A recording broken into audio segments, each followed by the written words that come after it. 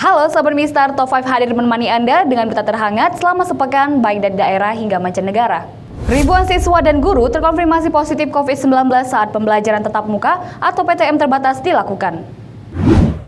Survei kesiapan PTM yang dilakukan Kementerian Pendidikan Kebudayaan Riset dan Teknologi atau Kemendikbudristek menunjukkan ada ribuan klaster pembelajaran tatap muka atau PTM kasus COVID-19.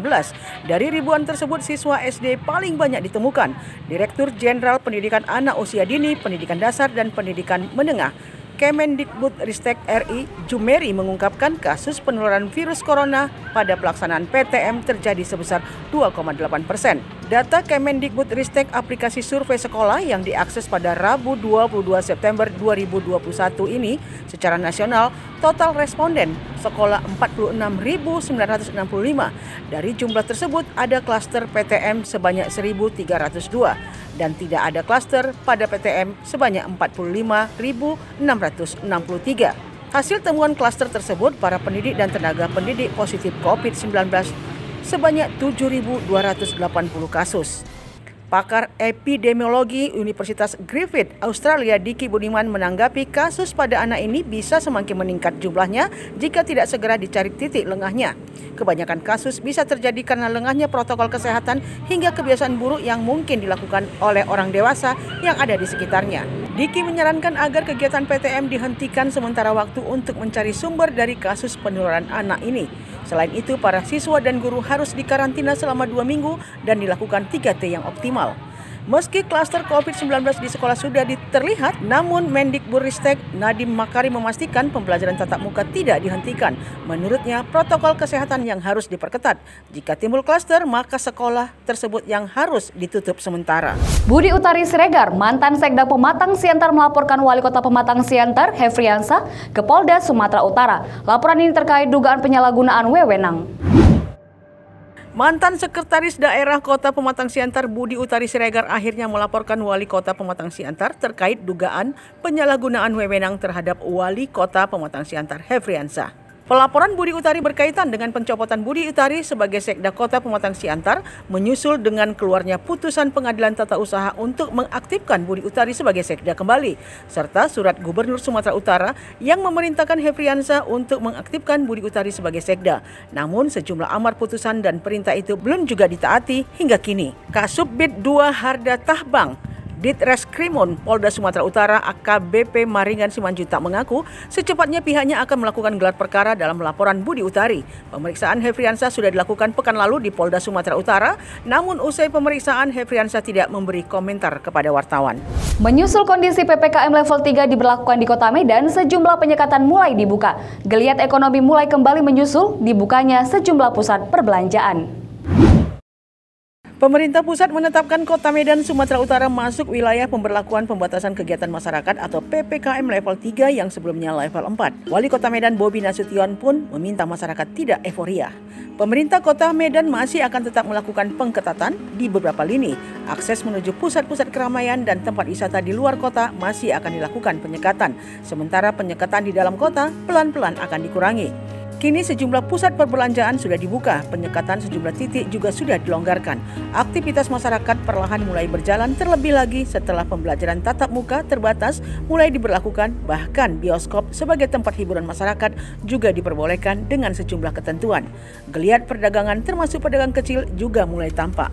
Namun demikian, Bobi mengaku akan terus melakukan patroli justisi untuk melakukan razia terkait protokol kesehatan. Selain itu, Bobi bakal mengantisipasi soal program 3T. Bobi menyebut hal tersebut harus dilaksanakan dengan baik dan tidak akan dilupakannya. SMP Negeri 31 Atap Jambu Dolo Kabupaten Toba cukup memprihatinkan. Mereka hanya memiliki 6 orang guru untuk mengajar di sekolah tersebut. SMP Negeri 31 Atap Jambu Dolo, Kecamatan Pintu Pohan, Meranti, Kabupaten Toba adalah salah satu sekolah yang kondisinya memprihatinkan. Bayangkan, di sekolah ini harus diurusi oleh 6 orang guru untuk mendidik anak-anak murid dengan semua mata pelajaran. Dari 6 orang guru tersebut, 2 orang berstatus PNS dan 4 orang guru berstatus honorer. Untuk mengisi mata pelajaran itu, 1 orang guru bahkan mengajarkan mata pelajaran lebih dari 2 buah. Di sekolah yang sudah memiliki gedung permanen ini hanya memiliki 23 orang siswa. Jarak tempuh yang cukup jauh dan medan lintasan yang cukup berat memperparah kondisi sekolah. Sekolah ini berjarak 10 km dari jalan nasional menuju pegunungan. Hanya dapat dilalui oleh kendaraan roda 2, jalan yang dilewati pun cukup menantang adrenalin saat melewati rintangan medan terjal dan jurang.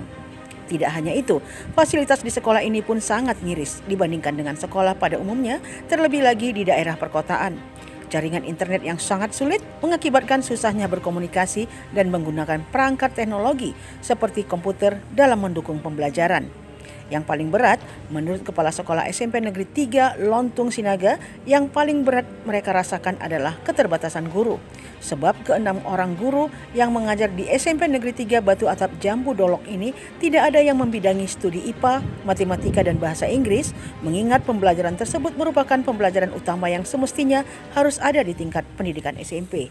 Sayangnya setelah 3 tahun memohon penambahan guru, hingga saat ini belum ada perhatian dari pemerintah setempat.